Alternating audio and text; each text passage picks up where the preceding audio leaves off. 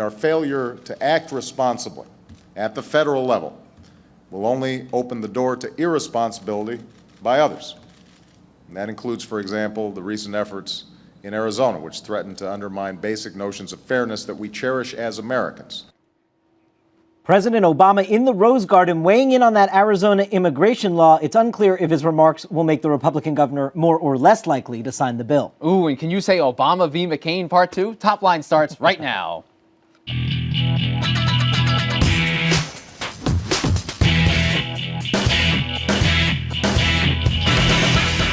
Hello and welcome to ABCNews.com's Top Line. I'm David Chalian. And I'm Rick Klein. Each weekday we're bringing you the latest political headlines, reporting, insight, analysis, everything you need and want to know about politics. And if you need and want to know even more, it's twitter.com/the note. You let us know what we think, you think all together. You know, really, you know how Twitter works. More, you know? I agree. Put this week to an end, my friend. Get us started. Bluff calling.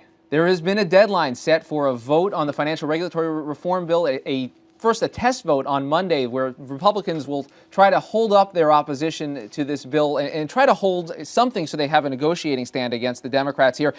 Clearly, things are progressing to the point where we can expect something to pass next week. This is mostly a negotiating tactic by setting this vote for Monday. Democrats probably don't have the votes to break the filibuster at this point, but this is all likely to change by the end of the weekend. What I find so fascinating is you have Schumer and Durbin coming out and just slamming the Republicans on this, really just to create the political space for Shelby and Dodd to actually strike a bill here. I mean, they want to make sure they keep their left somewhat quiet and taken care of and not get in the way of the negotiations.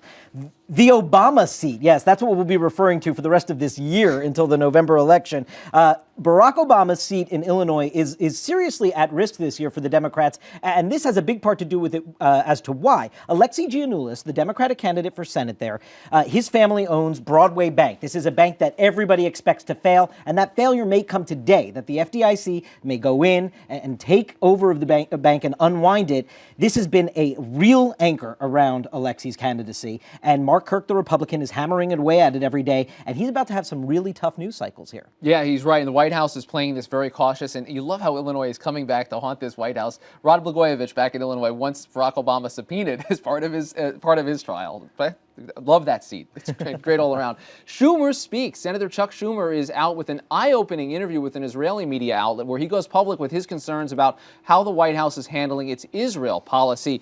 He says, quote, "This has to stop," in reference to this policy. It's extraordinary, this coming from a close Obama ally. Obviously, the constituencies at play here are important, particularly for Chuck Schumer. But this who's up for election this year. Who is up for re-election in New York. But this is going to make this critique that we've heard over Israel policy just harder to ignore from the White House perspective. This is not going anywhere. I mean, there are a lot of Democrats who are going to pressure their own president on this issue, having, in certain key areas, having wooed the Jewish vote in a serious way. And this is just not, this is going to be a headache with them for some time to come. Biden's Keystone State swing. Yes, Joe Biden, that scrappy Scranton native, heads to Scranton later today for a public rally with Arlen Specter. You remember, Joe Biden was the critical player in getting Arlen Specter to switch from the Republican Party to the Democratic Party last year, and now this is payback time. He's got to do everything he can to help Arlen Specter win this re-election, but perhaps more importantly, and certainly more immediately, Biden is going to be in the western part of the state, Rick, doing a fundraiser for Mark Kritz, the Democratic senator, Democratic staffer, former staffer for John Murtha, who died, is running for that seat in this special election, and this is going to be a battleground special election to watch. No question. Republicans looking to get their mojo back. They'd like to start in this seat, which has been trending Republican in recent years. We are going to begin with environmental politics today. You remember Earth Day was yesterday, the 40th anniversary of Earth Day. We're joined by two guests here in Washington, Nate Byer, the campaign director for Earth Day 2010 for the Earth Day Network. And up in New York, we're joined by Dhani Jones of the famous Cincinnati Bengals. And Dhani tackles the globe on the Travel Channel. Dhani, let me begin with you, if I may, in your trademark bow tie there, sir. You like the bow tie? Oh yeah, it's green fan. For Earth Day, I assume. It's green, of course, green for Earth Day, and then purple for synchronicity. Oh, well done. Well done. Played. I want to begin with you just to understand, first of all, tell our viewers, how did you get involved in this movement and why? I got involved in the movement primarily because of my travels, what I've seen around the world. I mean, I just got back from Nepal, where they're deficient in water. You've traveled around and you see you see the essence of what's going on in the climate these days. You see what's going on in terms of the mass destruction. You see what's going on in terms of traveling to Iceland and seeing what happens when the volcano erupts and how that affects the climate and how that affects, of course, the Earth. And it's important to understand on Earth Day that we're all linked together. I mean, the heartbeat that comes from us is the same heartbeat that comes from the magma of the Earth's core. And as we link together, we understand that there are difficulties, there are challenges that are going on these days. And through my challenges, I've witnessed those firsthand. And in witnessing that, I realized that it's important for me to act. It's important for me to act and important for me to do something about it. And Nate, Dhani mentioned some of the urgencies around all of this. You've got a big rally coming up on Sunday to put some public pressure on Congress and on the administration around this. But it comes at a time where Earth Day and a lot of the environmental issues seem to be getting a little bit of short shrift from the White House. We've seen the agenda shift a bit where immigration is going to come up first. We've seen the drilling policy announced recently. What's the general sense in the environmental movement about where President Obama is headed? I think the president has done, his administration has made a lot of great strides toward protecting the environment, toward progressing the movement here. And I think that one of the things that is important to follow on Dhani, and Dhani, it's nice to see you. And we're going to see Dhani down in D.C. on Sunday at the climate rally, 11 to 7 here in the district, live streaming on earthday.org if you can't find it. But what's important is that in the United States, first Earth Day, 1970, the effects of our relationship with the environment were very clear. Rivers catching on fire, children being sprayed with DDT in school parking lots, dying lakes, huge amounts of smog in urban environments. Today, with climate change, we don't see the effects in the United States as readily as we do in some of the places Dhani mentioned, Maldives, water level rising, pollution in India. There is a global movement here, and what we're trying to do at the climate rally on Sunday is show that in the United States people care, and whether they're coming from the national security community, the faith community, the environmental community, the labor community, the youth community, it's a strong movement. But to Rick's question, legislatively, politically in this town, it does seem, we are seeing signals that immigration is going to come first. Speaker Pelosi is okay with Harry Reid bringing that up. It seems like the energy bill, which I assume is the main legislative focus of your organization, is taking a back burner here. How do you guys bring that back to the front burner on the Hill?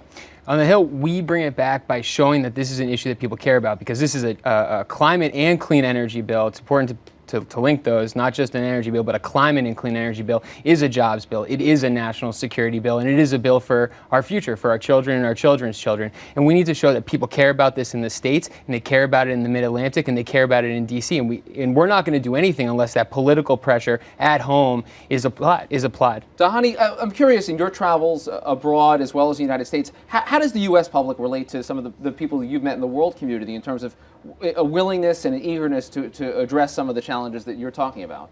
Well, I think it's a global issue. I think that the way that we as Americans react to the international community has been linked, and that's why we're coming together to formulate these initiatives. That's why we're coming together to speak on these issues, to develop an understanding of what's going on in our environment. Do you think the American public is behind where a lot of the folks in the world community are on this? I think the American public is becoming educated as they go along in order to become aligned with the people in the international community. And conversations, therefore, will ensue and collaborations will occur. And this is just the beginning, and this is something that has gone in the past and something that will continue on to the future.